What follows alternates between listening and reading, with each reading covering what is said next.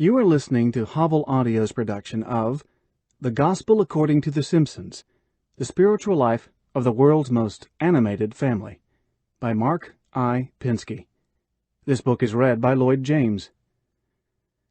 This book is 182 pages long and is divided into 13 chapters. This recording was produced in 2005 by Hovel Audio, which owns the copyright. No portion of this recording may be reproduced for any reason without prior written consent from Hovel Audio. This edition was issued by contractual arrangement with Westminster John Knox Press. Originally published by Westminster John Knox Press in English as The Gospel According to the Seempsahns, The Spiritual Life of the World's Most Animated Family. Copyright 2001 by Mark I. Pinsky. All rights reserved. Please visit hovelaudio.com to offer your impressions of this work and to explore additional titles. Forward. If you have never watched The Seempsahns, you will want to after reading this book, especially if you are religious. Mark Pinsky gives us a thoughtful probing into the beliefs and practices of this now famous American family. At first glance, what you see and hear while watching The Seempsahns might be a turn-off, because it can easily be mistaken for an assault that ridicules middle-class Christianity. It is not.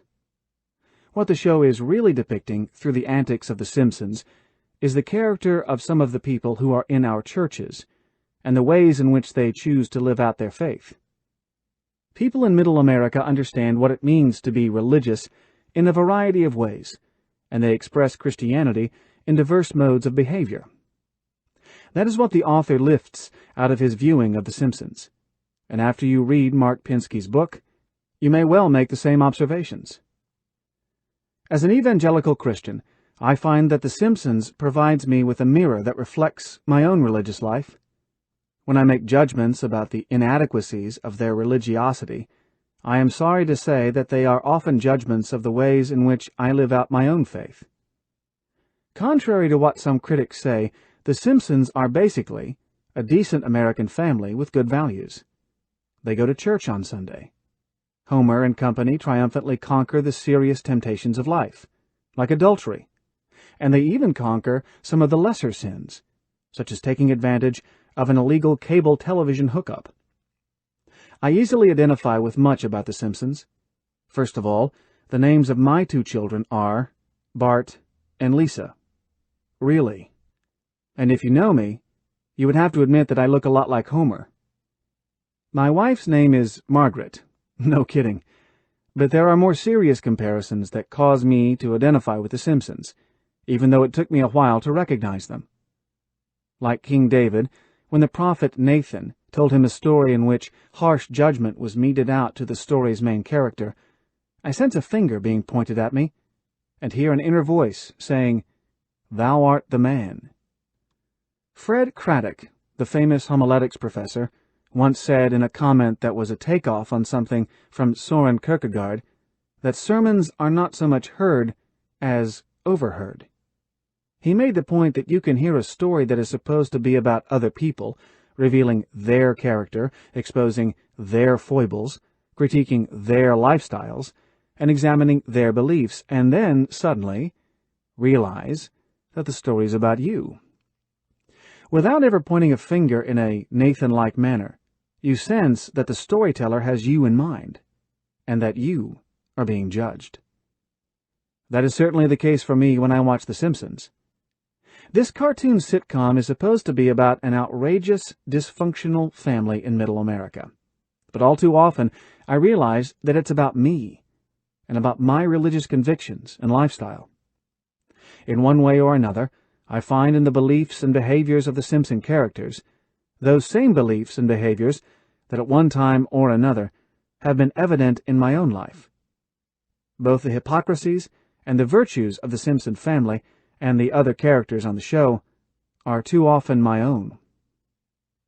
When I'm feeling good about myself, I would think of myself as being like Homer Simpson's next-door neighbor, Ned Flanders. Ned is an evangelical Christian who would feel at home at a Promise Keepers gathering.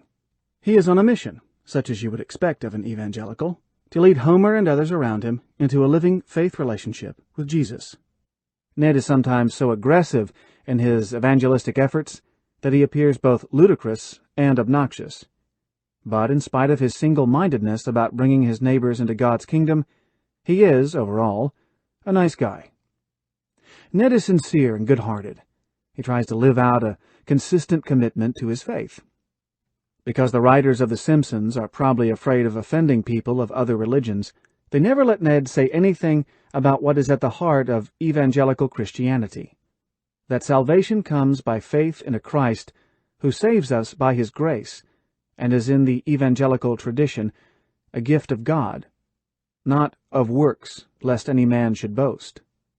No, instead of making faith and grace the basis of salvation, Ned Flanders, like other characters in the show, believes that salvation is the result of doing good deeds. In this sitcom, you get the popular media impression that, on Judgment Day, there will be a weighing of our good deeds against our evil deeds, and if a person's good deeds outweigh the evil, then heaven is his or her reward. Obviously, to those of us who are evangelicals, this is diametrically opposed to what we believe. In pointing out this misrepresentation of evangelicalism, as represented by Ned, we must remember that The Simpsons is a comedy show meant to entertain, and not a religious TV show promoted by the Billy Graham Association. In the popular mind, salvation is earned, in spite of all our preaching to the contrary. If the writers did the grace thing, as we evangelicals believe it, I am not sure most of the audience would get it, and if they did, they would probably question it. One of my friends criticized the show, complaining that Ned, the evangelical, gets lampooned and made to look silly. But I had to remind her that everything is lampooned on The Simpsons, and everybody is made to look silly. What else would you expect of a sitcom? In many respects, I am quite comfortable with the way in which Ned is presented. He is committed to his church. He really loves his neighbor, Homer, and he does his very best to live out what he believes. Ned is not a superficial Christian who pretends there are no doubts or struggles with his faith commitments. He goes through times of confusion and questioning, especially when his wife dies. But he never gives up on God, and Ned always comes out as a true believer. I hope that I come across to my friends as being as sincere and having as much integrity as Ned does in the hands of the writers of this show. One thing I would add to the image of Ned Flanders' Christianity is a more pronounced commitment to the social justice requirements of biblical Christianity. And this I find strongly exemplified in the beliefs and practices of the character of Lisa Simpson.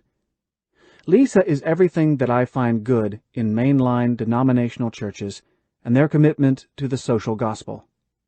Hers is a rationalistic approach to religion that leaves little room for the mystical or miraculous, but is strong on humanistic moralism. She is cynical about those flim-flam artists who present themselves as television evangelists. She is certainly skeptical about faith healers with their ministries of miracles.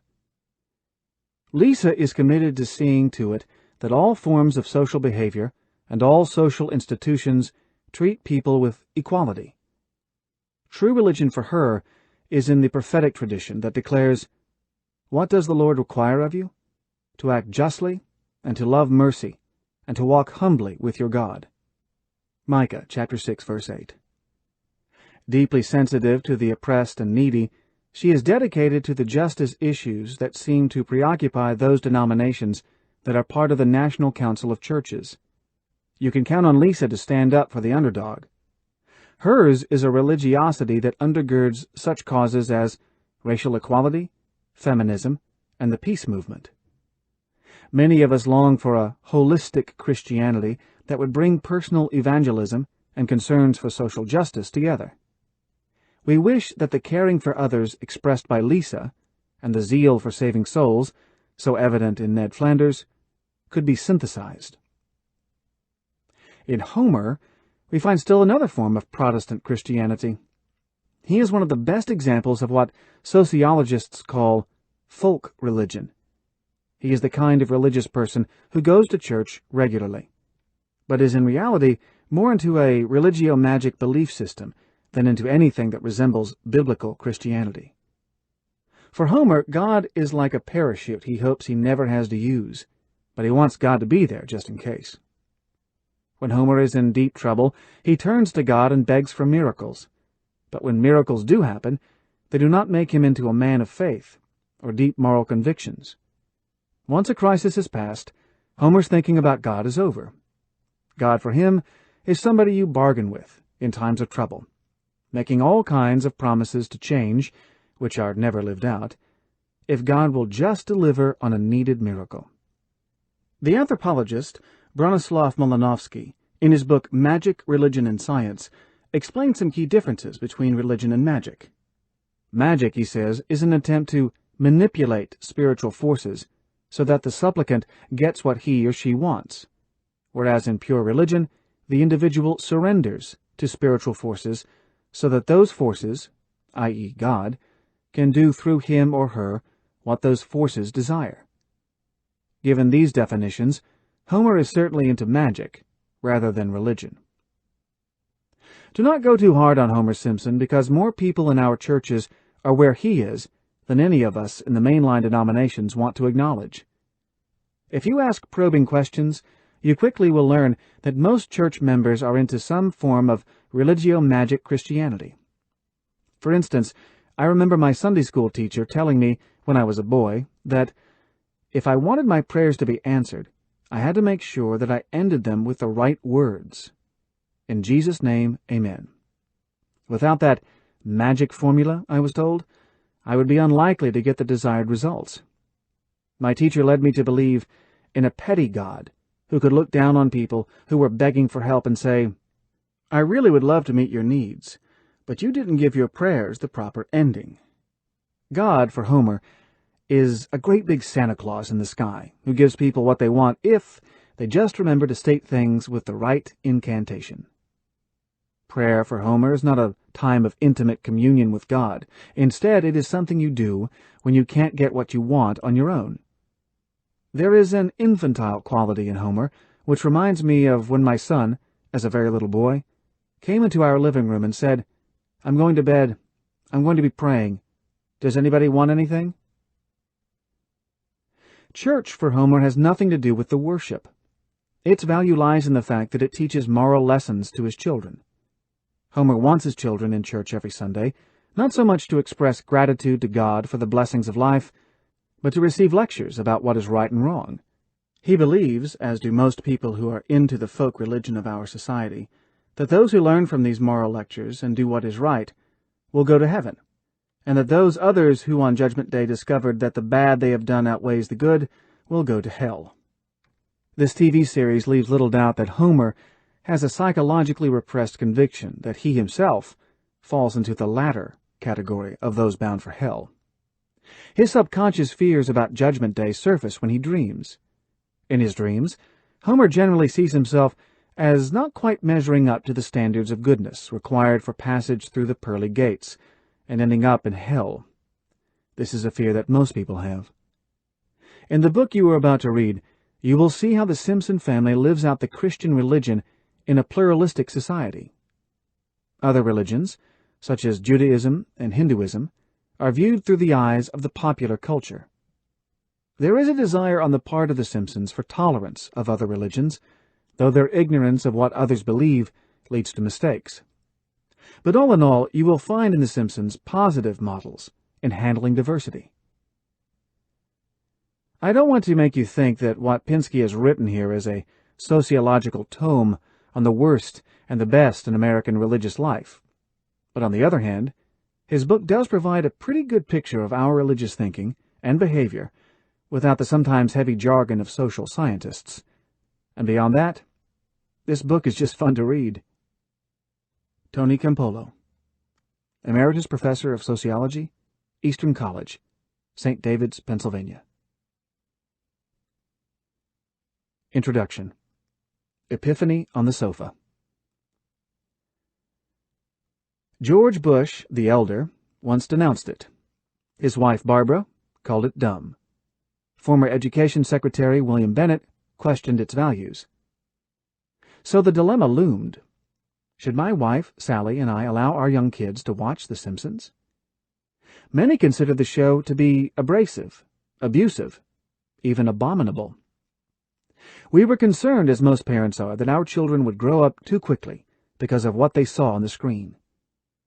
When our son Asher, then 11, and our daughter Liza, then 8, took an interest in The Simpsons, I began to watch it with them. And was I ever surprised?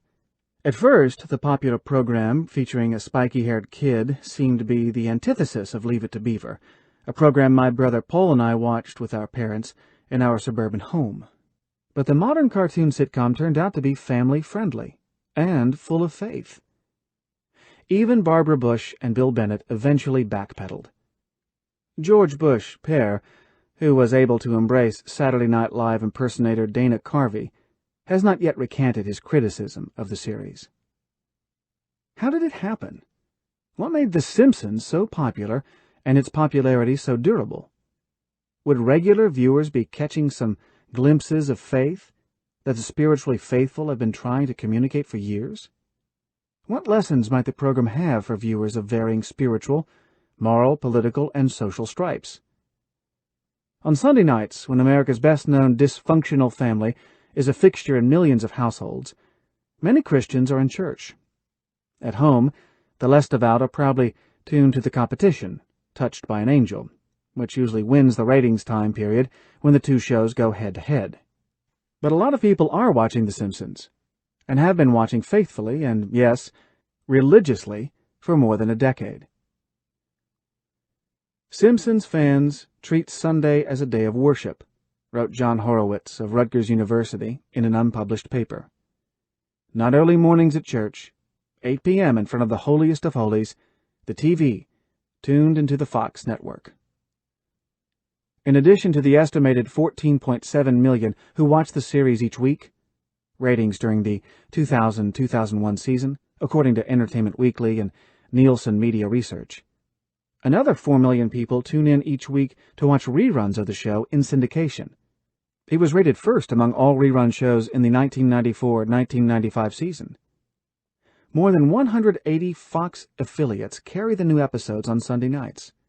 Over 250 stations in the U.S. and Canada aired the highly rated reruns, some twice a day or more. Around the world, it is more popular than Baywatch, reaching 60 million people a week in more than 70 countries, though not in Costa Rica or the Dominican Republic, where it is banned as an affront to family values. Dubbed in dozens of languages. A syndicated Sunday comic strip in 250 newspapers reaches an audience of 14 million, and hundreds of thousands of copies of more than 24 authorized books about the show have been sold, part of a billion-dollar Simpsons merchandise industry. In the early 1990s, there were more than 1,000 Simpsons websites in cyberspace, and there are plans for a full-length feature film when the series ends. During more than a decade in prime time, the series has ranged from the fringes of the top 15 in the Nielsen ratings to the 30s, doing best among males ages 18 to 49. In the 2000-2001 season, 11 years after it began, the show actually gained in the ratings, and its 2000-2001 premiere pulled 16 million viewers. The series ended the 2000-2001 season ranked 21st out of 150 network shows, but was still the third most watched show on Fox. As important to Fox as the show's enduring rating success was The Simpsons' continued critical acclaim, superlatives that rained on Rupert Murdoch's fledgling network like manna from heaven. In its first dozen years, the show was nominated for 34 Emmys and has won 16. It has also won a Peabody Award, which recognizes distinguished achievement in radio and television. Time magazine called The Simpsons the 20th century's best television show, and the entertainment industry took note of the series' 10th anniversary with a star on Hollywood Boulevard. The show has made the cover of TV Guide a dozen times. During the same 2-week period in early 2001, The Simpsons appeared on the covers of both Christianity Today and The Christian Century, two magazines at opposite ends of the Christian theological spectrum. Life magazine, in a cover story titled "The Shows That Changed America, 60 Years of Network Television," called The Simpsons the Millennium Family Unit, struggling, skeptical, disrespectful, ironic, hopeful. The Simpsons verify our country's strength. If they can make it in today's America, who can't? In the words of cultural guru Kurt Anderson, it is smarter, sharper, and more elusive than any other show on television. Robert Thompson, founding director of the Center for the Study of Popular Television at Syracuse University, said in a newspaper interview that the series doesn't compare just with other television programs, but with the best of American humor. Will Rogers, Mark Twain, and The Simpsons can happily occupy the same stratosphere of respect in the annals of American humor. The Simpsons has exerted an ongoing influence on American culture, high and low. "Doh!" Homer's expression of consternation has been added to the Oxford English Dictionary. Bad boy Bart became a giant 60-foot balloon in the Macy's Thanksgiving Day Parade. The New York Times predicted, in its Millennium edition, perhaps with tongue-in-cheek, that The Simpsons would still be a top-rated show in 2025, and suggested that one of the show's characters, the avaricious nuclear plant owner, Montgomery Burns, was a better-known exemplar of capitalism than Ayn Rand. A 1999 survey conducted by Roper Starch Worldwide found that 91% of American children between the ages of 10 and 17 and 84% of adults could identify members of the Simpson family.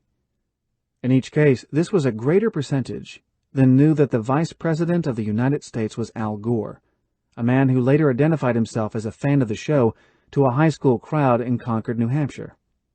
This influence may be nearly as great outside America. In Britain, where the show is now more highly rated than in the United States, Prime Minister Tony Blair revealed himself to be a fan of the series. Campaigning for re-election in May of 2001 in the city of Norfolk, he confessed that he is a bit of a Simpsons addict. His wife, Cherie, rolled her eyes in embarrassment and confirmed that the English leader is devoted to the show. All this began in 1987 with 30 two-minute animated vignettes that ran between segments of The Tracy Ullman Show on the Fox television network. The family was created by cartoonist Matt Groening, then best known for a comic strip called Life in Hell, which appeared in alternative weekly newspapers. The Simpsons are a lower-middle-class family living in the town of Springfield, in an unidentified state. They consist of father, Homer, bald and overweight, with a weakness for beer, pork chops, television, and donuts, employed as a safety inspector at the local nuclear power plant, named for character of the same name in Nathaniel West's Hollywood classic Day of the Locust, also shares first name with Groening's father. Mother, Marge, a long-suffering, stay-at-home mom with a towering beehive of blue hair, same first name as Groening's mother. Son, Bart, an anagram for brat, a 10-year-old with a world-class attitude, stand-in for young Matt.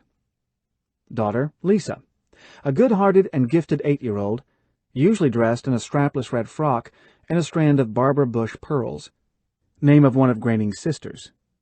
Baby Maggie, who does not speak and is rarely seen without her pacifier, name of another Groening sister. So popular were the Simpsons snippets on the Tracy Ullman Show that in 1990 the family got its own half-hour series on Fox.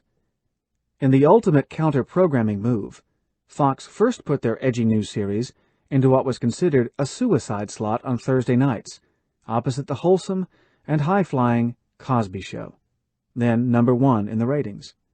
The contrast between the two family comedies could not have been more stark, and The Simpsons caused a sensation, sparking denunciations throughout the nation over the next few years as the animated show moved to Sunday nights and became even more popular.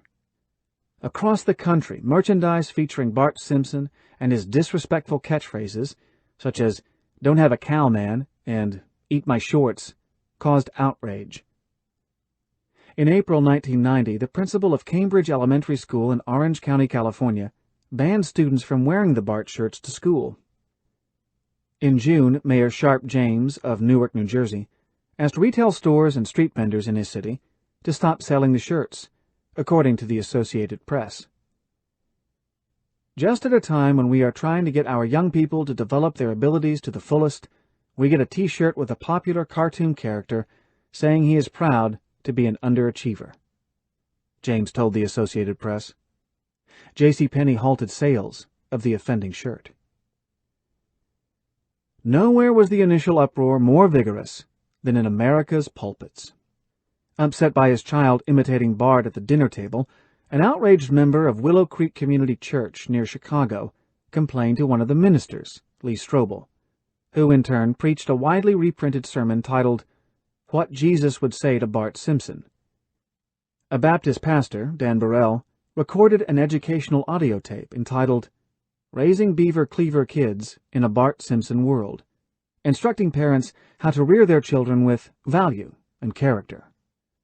America's moral leaders thundered that this nuclear but troubled family was the latest evidence of the fall of Western civilization. When drug czar and former Education Secretary William Bennett visited a rehabilitation center in Pittsburgh in 1990, he spotted a Bart Simpson poster on the wall with the caption, "Underachiever and proud of it." Bennett then asked, "You guys aren't watching The Simpsons, are you? That's not going to help you any." Bennett later retreated from his criticism, acknowledging that he didn't watch the show. Making the best of the backlash, he retorted several days later, "I'll have to sit down and have a talk with the little spikehead." From his own bully pulpit, President George H.W. Bush told the national religious broadcasters in 1992, "We need a nation closer to the Waltons than the Simpsons." Not to be outdone, Bart responded in an episode that followed 3 days later. The segment featured the family watching the president's attack on them on TV, puzzled. Noting the sharp economic downturn attributed to the Bush administration, Bart cracked, "We're just like the Waltons. We're praying for an end to the Depression, too." Barbara Bush shot back, "The Simpsons is the dumbest thing I've ever seen." Then, and in much the same fashion as Bennett, she backpedaled. In a letter to Marge Simpson, the First Lady called the animated family charming, and complimented them for setting an example for the rest of the country. The series returned this conciliatory gesture with the back of its hand, portraying the First Lady in the White House bathtub. Several years later, The Simpsons took an episode-length shot at the former president in retirement, in which the otherwise genial Bush was driven to spank Bart, infuriating Homer, whose preferred form of corporal punishment is strangulation. These early controversies branded the series in the minds of many, especially some Christians, as negative and juvenile. In the years that followed, this impression obscured a fundamental shift in The Simpsons, as the narrative focus of the episodes moved from rebellious son Bart to his hapless dad Homer. The show was delving deeper in the issues it tackled and was friendlier to faith, but many viewers who might have appreciated this dimension had tuned out or had never tuned in. You can find God in the funniest places. Humor is a prelude to faith, and laughter is the beginning of prayer, Reinhold Niebuhr observed. Or as Conrad Hires wrote in The Comic Vision and the Christian Faith, "If humor without faith is in danger of dissolving into cynicism and despair, faith without humor is in danger of turning into arrogance and intolerance." Tuning in nearly a decade after the series premiered, I found God, faith, and spirituality in abundance on The Simpsons. Like most of the show's episodes, my involvement with the series began on the family couch. I had been vaguely aware of the series since its debut, but I was not a fan or even a regular viewer. The hype and the controversy put me off. If I happened to see an episode every now and then, I enjoyed it, but I would never rearrange my schedule to watch. It was only during the summer of 1999, when my young son and daughter became interested in the program, that I started to tune in regularly. In light of the show's reputation for rude behavior, bad language, and sexual innuendo, I insisted on sitting with them. Watching the weekly episodes, supplemented by a double dose of nightly reruns through the summer, led to valuable discussions with the kids about moral issues, and I was relieved to see that most of the naughty stuff sailed over their heads. I hope. The real epiphany for me, as a long-time religion writer for daily newspapers, was the surprisingly favorable way religion, in its broadest sense, was presented in the series, and what a central role faith played in the lives of the characters. In many ways, Simpson family members were both defined and circumscribed by religion. The family attended church every Sunday and said grace before meals. Their next-door neighbors were committed evangelical Christians. When faced with crises, the Simpsons turned to God and prayed aloud. God often answered their prayers and intervened in their world. Here was a complete, if inconsistent, cosmology. God, the devil, angels, and a fully realized universe of faith. Characters believed in a literal heaven and hell, and, like most Americans, they ridiculed cults. Clearly, Christians and Christianity were more a part of The Simpsons than of any other primetime network sitcom or drama, excluding shows specifically devoted to religion, such as Touched by an Angel and Seventh Heaven. The Simpsons, wrote Jim Trammell in a 2000 master's thesis for the University of Georgia's Grady School of Journalism and Mass Communication, proves it is possible to produce a profitable, respected program that credits religion as a part of the American lived experience. In an industry where spirituality is either absent or merely glossed over for a cheap, dispensable laugh, this cartoon proves religion can be featured as a theme without isolating the audience. Still, no one would mistake Homer Simpson and his family for saints.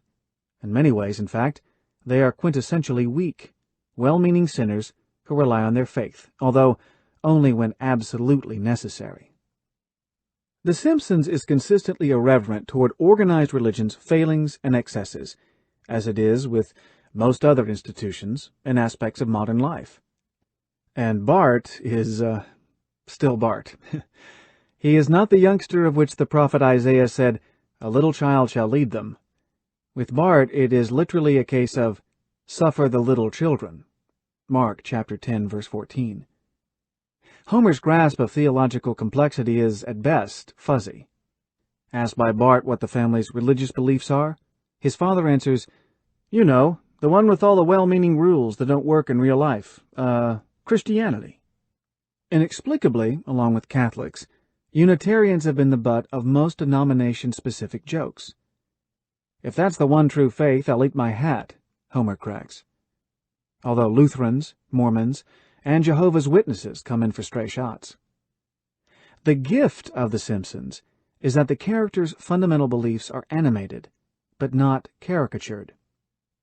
God is not mocked, nor is God's existence questioned.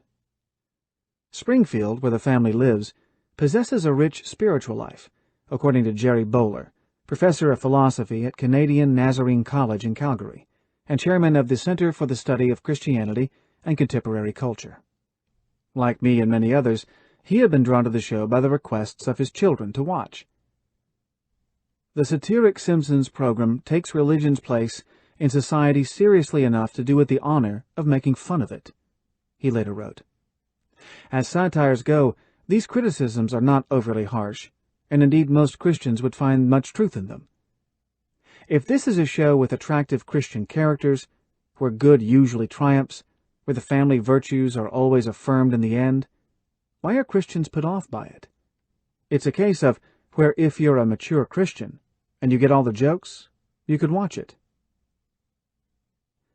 William Romanowski, author of Pop Culture Wars, Religion and the Role of Entertainment in American Life, found that The Simpsons is not dismissive of faith, but treats religion as an integral part of American life. At the same time, the Calvin College professor said, episodes generally leave the matter of God and religion open to multiple interpretations, perhaps so as not to potentially alienate audience members, but also as a reflection of American attitudes. The Reverend David Bruce, webmaster of HollywoodJesus.com, which uses popular culture to spread the gospel, put it more simply. He called The Simpsons the best Christian family on television. This aspect of the series was spotted very early on, in a 1992 master's thesis written by Beth Keller at Pat Robertson's Regent University. While it is safe to say that the Simpson clan does not represent an ideally religious family, she wrote, and it may not completely resonate with the evangelical Judeo-Christian belief system, The Simpsons does portray a family searching for moral and theological ideals. I believe religion is viewed positively overall. In retrospect, the opening seconds of The Simpsons should have tipped me off. Harp strings accompany a heavenly choir as the clouds part and the show's title appears on the screen and the camera swoops down over Springfield. As my summer viewing wore on, I found myself watching the show with my reporter's notepad, scribbling feverishly. Then I bought a copy of The Simpsons, A Complete Guide to Our Favorite Family, and read through a decade of episode summaries, which confirmed my initial impression. Interviews with media experts, academics, and the show's executive producer led me to write a lengthy essay that appeared in the Sunday Insight section of the Orlando Sentinel, a piece reprinted widely in newspapers around the country. Fans of the show sent me emails referring me to other newspaper articles and academic papers on the show's spiritual side. The more I saw in the show, the more I wanted to understand its spiritual dimension. Since very little of what appears on television and in the movies is there by accident, I wanted to know why religion was treated the way it was.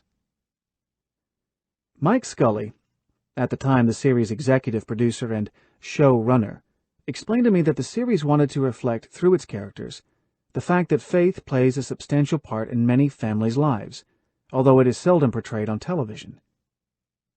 We try to represent people's honest attitudes about religion, he said in another interview. You see The Simpsons and all the townspeople in church together, just like real life. You're in church giving the sign of peace to somebody, and then in the parking lot afterward, you're giving them the finger because he's blocking your way. It's just human nature, he told another interviewer. As creator Matt Groening put it in a 1999 interview with the Associated Press, you're inviting yourself into someone's home when you do a TV show.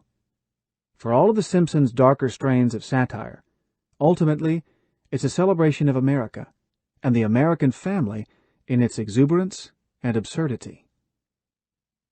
And its faith. Some in the religious world have recognized this phenomenon, making The Simpsons' beliefs the subject of at least half a dozen favorable academic journal articles and websites. According to one study by a theologian and fan, fully a third of all the episodes include at least one religious reference. Another random study of 30% of the episodes by John Herron of California State University at San Bernardino found that there was some religious content in 70% of these episodes, and that 10% of the episodes surveyed were constructed around religious themes. Religion was more prominent in the show in the jaded, decadent decade of the 1990s than in other programs in the more religious 1950s, he said. Simpsons writers and producers, Herron said, think religion is important in people's lives, and that's why they put it in the center of the work they do. The accolades have continued to pour in. Christian humor magazine The Door said, there is more spiritual wisdom in one episode of The Simpsons than there is in an entire season of Touched by an Angel. David Dark, writing in the Christian monthly Prism, published by Evangelicals for Social Action, called the series the most pro-family, God-preoccupied, home-based program on television. Statistically speaking, there is more prayer on The Simpsons than on any sitcom in broadcast history. David Landry, a theologian and New Testament scholar at the University of St. Thomas, a Catholic college in St. Paul, Minnesota, agreed. This is not the be-all and end-all of theology on TV, but the most consistent and intelligent treatment of religion on TV is on The Simpsons, he told a newspaper interviewer. Paul Cantor, professor of political science at the University of Virginia, was not willing to go that far. The Simpsons is not pro-religion. It is too hip, cynical, and iconoclastic for that, he wrote in the journal Political Theory. Yet even when it seems to be ridiculing religion, it recognizes, as few other television shows do, the genuine role that religion plays in American life. In Homer's Simpson, it also suggests that one can go to church and not be either a religious fanatic or a saint. As a journalist, I have covered religion in the American Sunbelt, from Orange County, California, to Orlando, Florida, for the better part of 15 years. The current cultural disconnect in the United States over faith and values, which began in the 1980s and was manifest in the 2000 presidential election, is such that I can think of few groups with as little in common as committed evangelical Christians and hardcore fans of The Simpsons. Many of the former are no more likely to watch the show than they would be to turn on a boombox and dance naked in front of the church, which Homer actually did when he thought he was the lone survivor after Springfield was wiped out by a neutron bomb launched by France. Dedicated fans of The Simpsons, I have learned in researching this book, miss very little of what goes on in the series, and they analyze the show's minutiae with the intensity of committed Talmudists. There are websites devoted to religion in the series and to Springfield's pastor, Reverend Lovejoy. Yet I suspect that even most of these fans have not noticed the consistent fabric of belief that the show's writers and producers have been weaving over the years. If this little book can in some way create a common ground for these two groups, and the many between them, I will be happy. And there is evidence that this has already begun. The Simpsons is one of the most important common experiences in the American home, said Stuart Hoover, a religion and media scholar at the University of Colorado. In a study funded by the Lilly Foundation, Hoover found that The Simpsons consistently comes up in our interviews as a subject for family discussion and family interaction around issues of values and morality and religion. It's kind of a meeting place for families. The show has quite a cross-generational appeal and effect, he told me. This has been true in the Tilley household in Orlando. Mike Tilley works for Campus Crusade for Christ as the worldwide evangelical organization's national director for U.S. expansion. His son, Jonathan, began watching The Simpsons when he was 11 or 12, he recalled, probably behind his parents' backs. But he became convinced the show was not something to hide after watching an episode called Homer versus Lisa and the Eighth Commandment. In that show, there was an extended discussion involving Simpson family members and their pastor about whether an illegal cable television hookup was theft, as defined by the Bible. Jonathan approached his dad, and as a result, watching the show together on Sunday evenings became a ritual for father and son. I saw it as a time to get into my son's world, Mike said. It was a chance for us to connect. It was a great bridge, a relationship-building thing. Sometimes I think Christians are a little too uptight to share a good laugh. I wanted to do something together with him that was fun. I didn't want him to see his Christian upbringing as overly serious. Jonathan, now a college student, agreed. It was humor I would relate to then and can relate to now, he said, acknowledging that in the early years of their viewing, his father probably understood some of the humor that he did not. Still, it was a special time. My dad and I like to do things together. It's cool when we find something that is truly enjoyable for both of us. One episode in particular, in which Homer resists the temptation to commit adultery, rang a bell with father and son, and provoked a conversation both recall vividly years later. That show won me over, Mike said. These guys, the show's writers, despite the fact they were exposing the apparent idiosyncrasies of religious people, they obviously had a moral message they wanted to reinforce. Said Jonathan, he liked the fact that Homer was able to turn it down. The value of a long-lasting, loving relationship was there. Marge said she would always love him. My dad said he liked that. These days, Mike and Jonathan still talk about The Simpsons, usually via email or by phone. Jonathan, who wants to be a missionary, found the show valuable in his relationships with his classmates at Florida State University. Even in those episodes, when the foibles of organized religion and religious people are the targets of humor.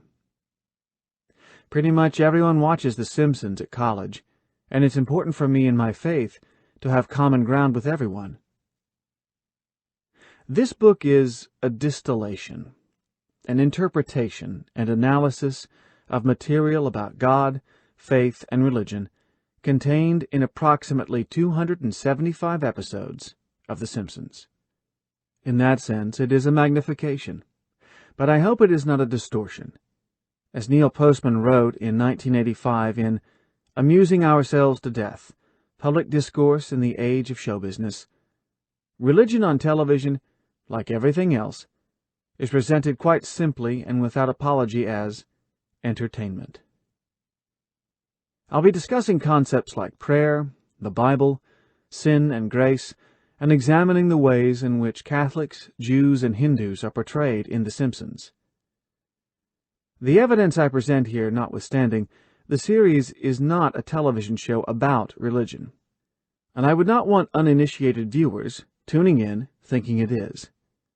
The Simpsons is a situation comedy about modern life that includes a significant spiritual dimension. Because of that, it more accurately reflects the faith lives of Americans than any other show in the medium. For that, I am grateful. Chapter 1. Divine Imagery. Perfect teeth, nice smell, a class act all the way.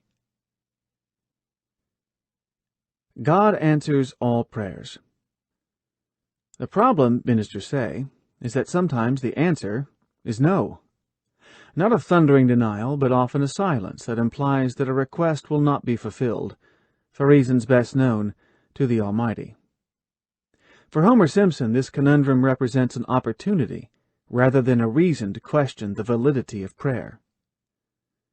In a flashback episode, we see him at home, ostensibly thanking God for his life, his marriage, his 2 children, his job, a constellation and balance that is absolutely perfect the way it is.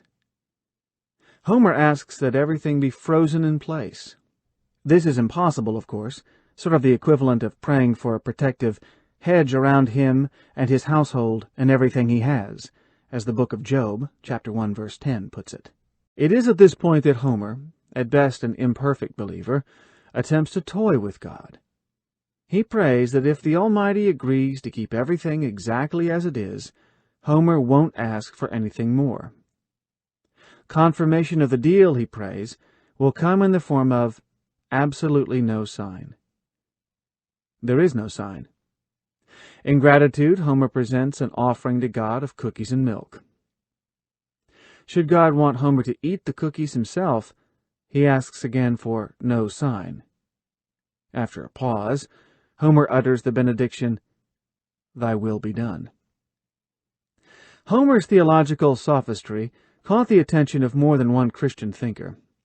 The incident appears in the opening lines of William A. Dembski's Intelligent Design, The Bridge Between Science and Theology, a book designated one of the 10 best of 1999 by Christianity Today magazine in the category of Christianity and Culture. In a chapter titled Recognizing the Divine Finger, Dembski argues that something very serious is going on in the dialogue. What's the matter with Homer's prayer? Assuming God is the sovereign ruler of the universe, what is to prevent God from answering Homer's prayer by providing no sign? Granted, usually when we want God to confirm something, we look for something extraordinary, some sign that leaves no doubt of God's will. But presumably God could have made it thunder when Homer asked God to freeze everything, and God could have made the earth to quake when Homer asked to eat those cookies and milk. Presumably, it is just as easy for God to confirm Homer's prayer with no sign as to disconfirm it with a sign. Dembski's answer is that the flaw in Homer's reasoning is that the prayer is self-serving. There is asymmetry in tying a course of action to a sign and tying it to no sign, and of seeking confirmation through the absence of a sign. Actually, the series writers may be providing a simpler answer in the form of an underlying cosmic joke. Homer begins his prayer by brushing off his wife, Marge, who we later learn has been trying to tell him that she is pregnant with their third child, an event guaranteed to turn his life upside down. Even before Homer asks, God has already given him both a sign and an answer. No, if he will only listen. Right-wingers complain there's no God on TV. The Simpsons creator Matt Groening said in a 1999 interview in Mother Jones magazine. Not only do the Simpsons go to church every Sunday and pray, they actually speak to God from time to time. We show him, and God has 5 fingers, unlike the Simpsons, who have only 4. The Simpsons is consistently irreverent toward organized religion's failings and excesses, as it is with most other institutions of modern life. However, God is not mocked. When the Simpsons characters are faced with crises, they turn to God. He answers their prayers, often instantaneously, and he intervenes in their lives. Mike Scully, the series' executive producer, insists that God is not off-limits as a target, although there are considerable challenges. It's more difficult to satirize something than to mock it, he says, and it's hard to satirize something you don't see. Characters in the series are admittedly a little hazy on the essence of the Almighty and his plan for humanity. Homer mistakes a waffle stuck to his ceiling for God, and then compounds the error by eating the waffle and mocking communion by describing the taste as sacrilegious. I don't know who or what God is exactly, says Lisa to her brother Bart. All I know is he's a force more powerful than Mom and Dad put together. In an attempt to calm the neighbor boys, evangelical Christians Rod and Todd Flanders, Bart impersonates the voice of God. Mother Marge, the most faithful member of the family, believes that when she sings, "You Light Up My Life," she's singing about God.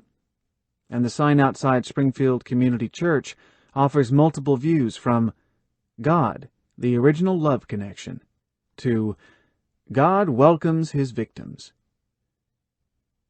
Predestination makes an appearance from time to time, where God's plan is used sometimes as an excuse, sometimes as an explanation.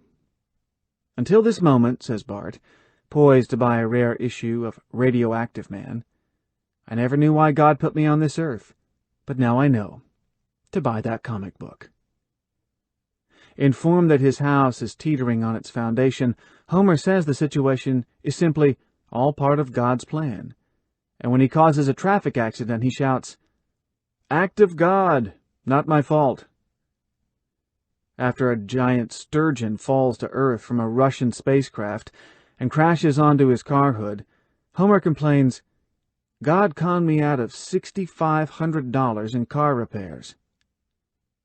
Criticized for using bad language, he says, maybe I curse a little, but that's the way God made me, and I'm too old to stop now.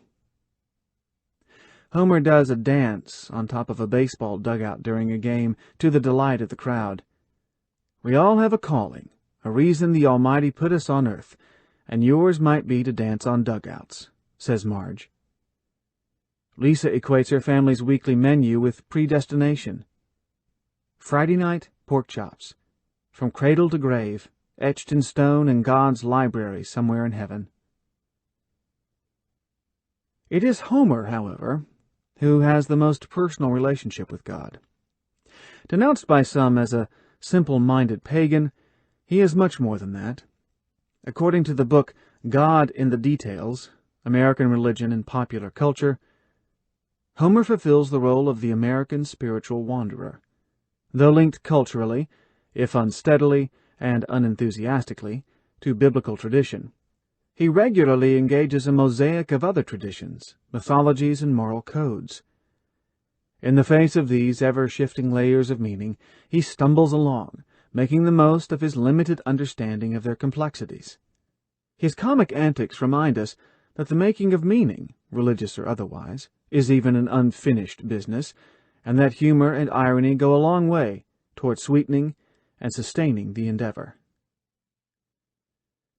In his spiritual searching, Homer is not shy about going directly to the source and asking God for help in his daily life. Uncertain how to help his gifted daughter Lisa, Homer asks for a sign from God. Suddenly, he sees a storekeeper putting a sign in his window. Musical instruments, the way to encourage a gifted child. That answers his question exactly, beginning her saxophone career.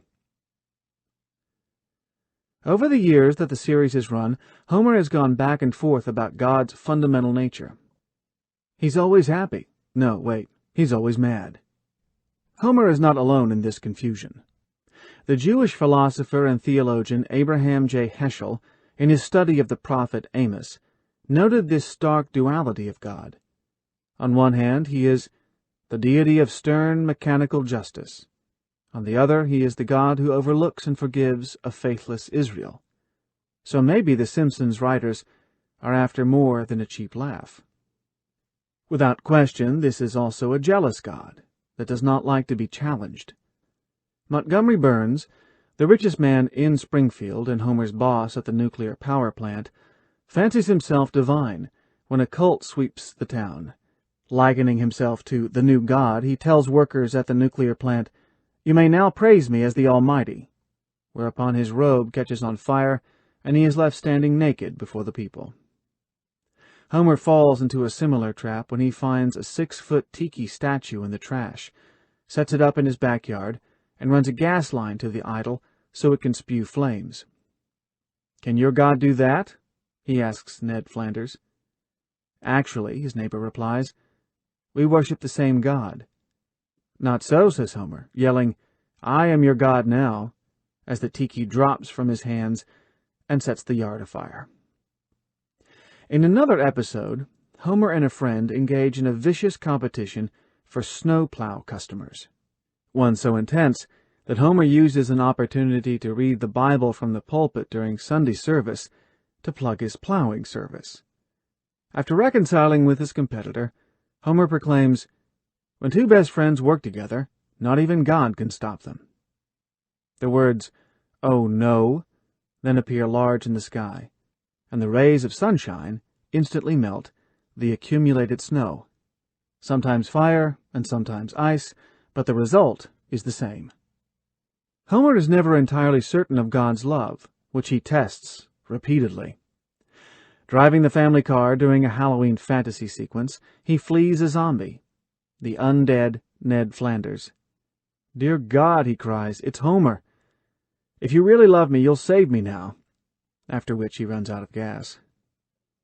In a Christmas episode, Homer is horrified to discover the family's gifts and tree missing on Christmas morning, and he reaches an inescapable conclusion.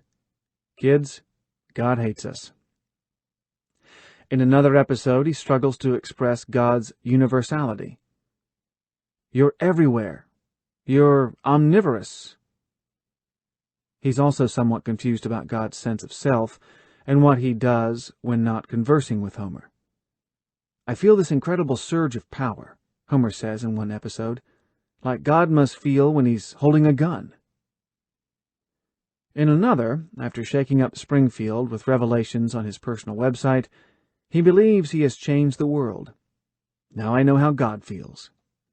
On a Pacific island where he finds himself an accidental missionary, Homer is asked why an all-powerful Lord cares how or even whether he's worshipped. The question, profound and serious, is answered on this occasion with a disappointingly superficial quip.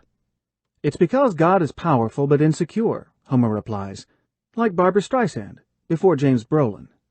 Homer is on even shakier ground when he tries to explain God and heaven to the islanders.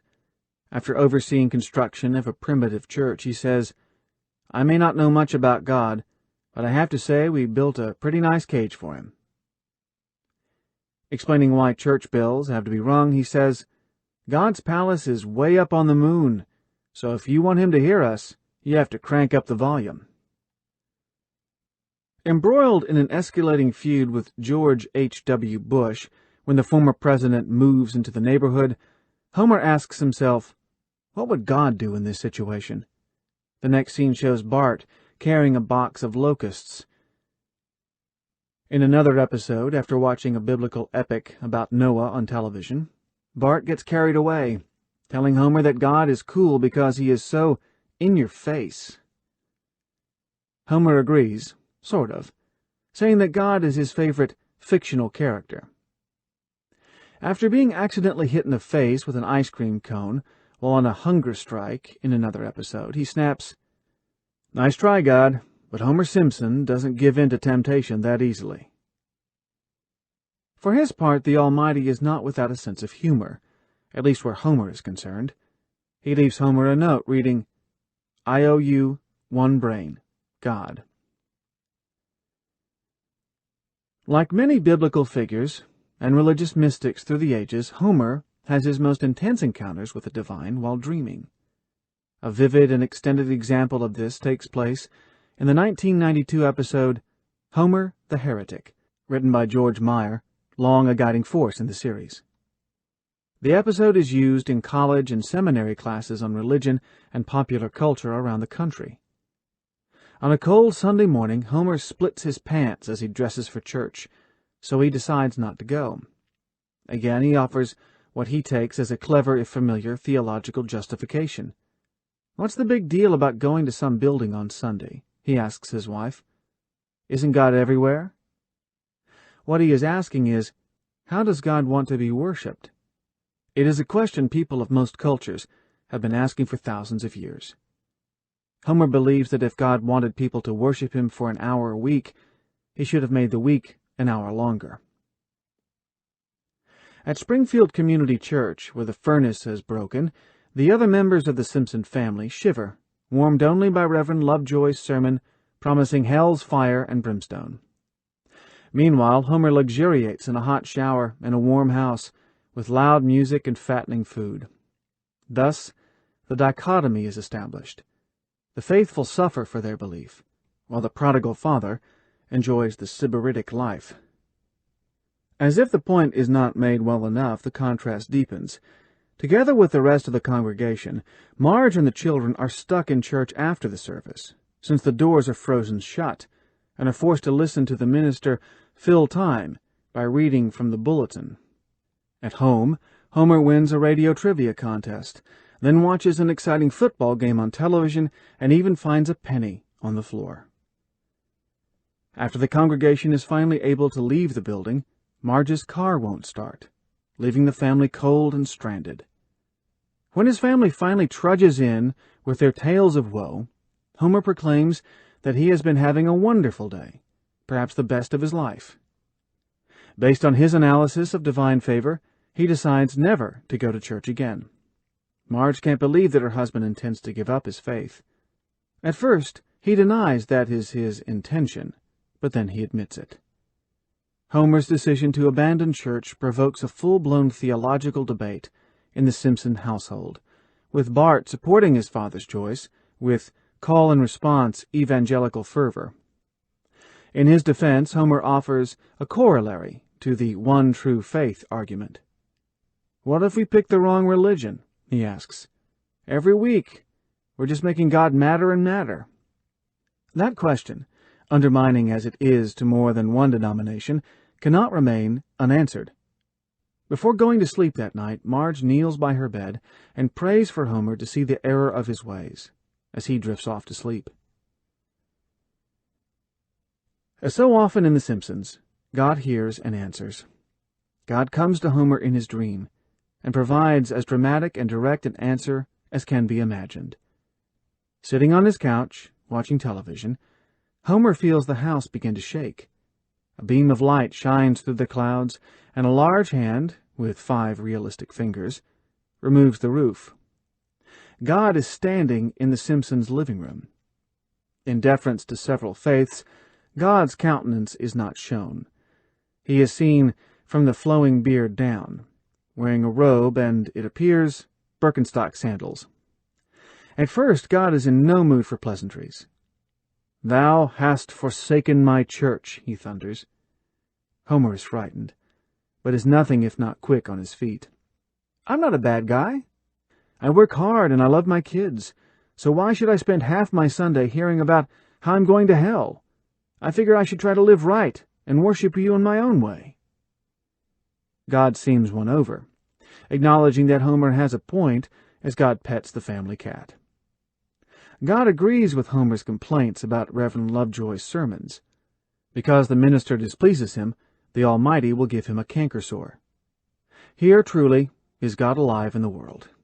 God agrees to let Homer worship him in his own way and departs, explaining that he has to appear in a tortilla in Mexico. Is this a dig at believers who report seeing religious visions in unlikely places? Clearly not, because God says he will actually be present in the tortilla. After waking, Homer dives wholeheartedly into his new religion, donning a monk's robe and a mien of inner peace. In the manner of St. Francis of Assisi, he attracts backyard birds and squirrels. Naturally, he decides his new religion needs holidays. What would a religion be without holidays?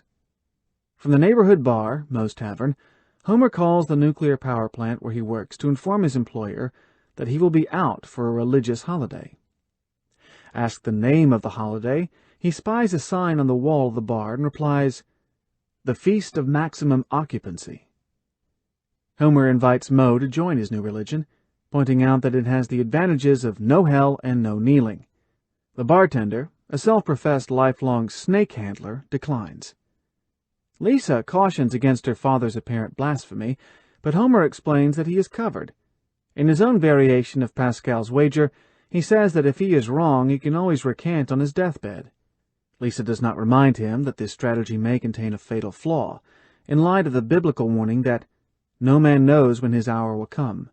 Ecclesiastes chapter 9, verse 12. Marge takes a more assertive approach to saving her husband from perdition by inviting Reverend Lovejoy to dinner. At the table, Homer describes to Bart how God appeared to him in the dream. Perfect teeth, nice smell, a class act all the way. Under divine instructions, Homer tells the minister, he is seeking a new religious path. Lovejoy quotes Matthew chapter 7, verse 26, about the foolish man who built his house on sand. Homer replies with a bogus verse from Matthew, plucked out of the air, which is completely irrelevant. How silly is Marge's concern with her husband's apparent loss of faith? Not silly at all, to judge from the numerous books, television, and radio shows that discuss the dilemma of spouses with different religions or different levels of religious commitment. What Christians call unequally yoked. Homer's decision to abandon the church and his persistence in this course continue to have serious repercussions within his family. His wife makes an argument familiar to many households with divided beliefs. She has an obligation to raise the children with moral values, and church is a part of that obligation. Exasperated, Marge tells the children that Homer is wicked and warns her husband not to force her to choose between him and God, because he will lose. At church the next Sunday, the sign out front reads, "When Homer Met Satan." Inside, Reverend Lovejoy, who understands the struggle he is engaged in, preaches that the devil is at work among them, in a seductive incarnation. As he speaks, Homer is again at home enjoying himself, drooling over a pornographic magazine. Lovejoy continues from Exodus, chapter 20, verse 8. Remember the Sabbath day to keep it holy, as Homer is seen buying beer and cigars at the convenience store. Pride goeth before destruction, the minister intones, and once more Homer takes the opposite message, smoking his cigar and reading his magazine, while concluding that everyone is stupid except me. He's right. He has abandoned organized religion with no discernible consequence. What is the lesson? What does God say? This time, with or without God's canker sore, Reverend Lovejoy is onto something with his warning about haughtiness going before a fall. Homer dozes off, and his lighted cigar starts a fire in the couch, setting the house ablaze. The volunteer fire department comes to his aid. Homer is saved, twice, by his next-door neighbor Ned Flanders, an evangelical Christian. The fire is put out by Lovejoy and the other members of the ecumenical crew, including Krusty, the Jewish clown, and Apu, the Hindu convenience store operator. Homer, always quick to learn the wrong lesson, takes the fire as a sign of divine retribution for abandoning his traditional Christian faith for a self-indulgent, personal religion. Converted by what he takes to be God's vengeance, Homer falls to his knees and prays for new marching orders. "O spiteful one, show me who to smite, and he shall be smoten." Here the Christians come through, validating the essence of their faith rather than pressing their advantage on a weak mind. Ned assures Homer that the fire was not God's vengeance. Lovejoy explains that God was working in the hearts of your friends and neighbors when they came to your aid. The minister asks if Homer would like to give church another try, and next Sunday he is back in church, snoring in the front pew. He dreams that he resumes his dialogue with God, albeit God with only 4 fingers. God takes him under his arm and tells him not to worry about his unsuccessful foray into religion, since 9 out of 10 new faiths fail in their first year. Homer then asks God about the meaning of life, and God replies with an old joke. He can't reveal the meaning of life until Homer dies. When Homer says he can't wait that long, God asks, "You can't wait 6 months?" As the two are bathed in a heavenly glow. This episode, said author and Calvin College professor William Romanowski, is instructive because it tries to get at the role of God and religion in people's everyday lives. Like Romanowski, David Landry uses Homer the heretic in his religion and mass media classes at the University of St. Thomas. Michael Glodo, professor of Old Testament and preaching at Reformed Theological Seminary in Orlando, said the series writers have captured a very common understanding of who God is. "The lesson of the episode," wrote David Owen in TV Guide, "is disarmingly simple. Going to church may not be a terrible idea." In The Simpsons, God is a cross between Mel Brooks' 2,000-year-old man and Charlton Heston's aged Moses. A familiar stereotype with a humorous and not too blasphemous sting, according to one book on religion and popular culture. Having fun with the image of God the Father is one thing in The Simpsons. Jesus is another matter entirely. When characters are in peril or crisis, they pray to God or Lord, but rarely to Jesus. In one exception, Homer cries out, "Jesus, Allah, Buddha, I love you all." Here the writers tread lightly. Why? Is the series that is not afraid to satirize anything afraid of offending Christians? Or are they afraid that any reference to Jesus might offend people of other non-Christian religions? Perhaps. Jokes about God can refer to any of the major monotheistic faiths, and so are less likely to offend any particular denomination.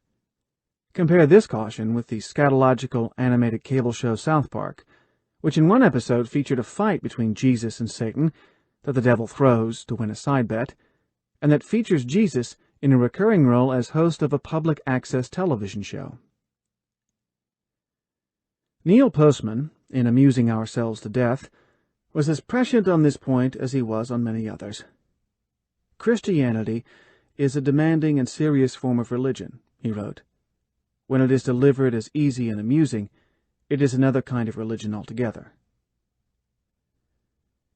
Each episode of The Simpsons begins with a fleeting sequence featuring Bart in the classroom after school, writing and rewriting an admonition on the blackboard, presumably punishment for some misbehavior that day.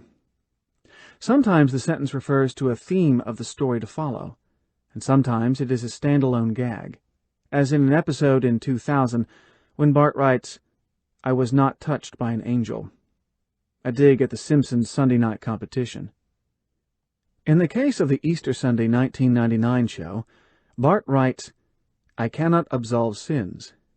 Yet in the episode that follows, the context for which is an Easter Sunday service, there is no mention of crucifixion or resurrection, something that would never happen in any Christian church. Reverend Lovejoy drones on about other things, including a chocolate bunny. All of the biblical dream sequences that follow are from the Old Testament, except for a short closing sequence about the rapture. This is no accident. One of the few physical images of Jesus in the history of The Simpsons is in the same episode. A quick People's Court parody. Jesus Christ versus Checker Chariot. depicting a silent, bearded Jesus in a business suit and neck brace. In another episode, when Homer gets his first computer, he calls up a real website, Dancing Jesus. There are offhand and throwaway references to Jesus in a dozen or more episodes, some just this side of sacrilege. As a winter storm approaches Springfield, neighbor Ned Flanders takes down his manger scene because, if baby Jesus gets loose, he could really do some damage. A Sunday school teacher assures one of the children that Jesus did not have wheels. Barney, the town drunk, suggests at one point that Jesus must be spinning in his grave. Jesus is also used as a way to take a shot at an easy target: commercialism and Christmas. A store sign proclaims, "In honor of the birth of our Savior, Try and Save is open all day Christmas." Bart believes that Christmas is the time when people of all religions come together to worship Jesus Christ. More specific references are oblique, or problematic. Upon reading his Bible, Homer says, "Everybody's a sinner, except this guy," without naming this guy. Bart asks why he has to wear shoes to church, since Jesus wore sandals. Homer replies that maybe if he had better arch support, they wouldn't have caught him. In Sunday school, Bart says he learned that lepers were cured by a bearded dude. When the boy, reacting to drugs he takes for attention deficit disorder, steals a tank and aims the cannon at the church, Reverend Lovejoy shouts, "Not the church, Jesus lives there." Outside the sanctuary building in the same 1999 Easter show, the sign reads, "Christ died eggs for your sins." At times, even Lovejoy is a little unclear on the concept of Jesus. "I remember another gentle visitor from the heavens," he says. "He came in peace and then died, only to come back to life. And his name was E.T., the extraterrestrial. I love that little guy." If anything, Homer is even hazier on the nature of Jesus and Christianity than he is about God. Asked by Bart what religion his father is, Homer answers, "You know, the one with all the well-meaning rules that don't work in real life, Christianity." While walking through the Springfield airport, he and Bart cross paths with a Christian evangelist, holding a Bible and quoting the Golden Rule: "Do unto others as you would have them do unto you." Matthew chapter 7, verse 12. Homer replies sarcastically, "That'll work." Homer has the unsettling habit of comparing himself to Jesus, often under trivial circumstances. "Kids, let me tell you about another so-called wicked guy," he says in his defense in Homer the Heretic. "He had long hair and some wild ideas.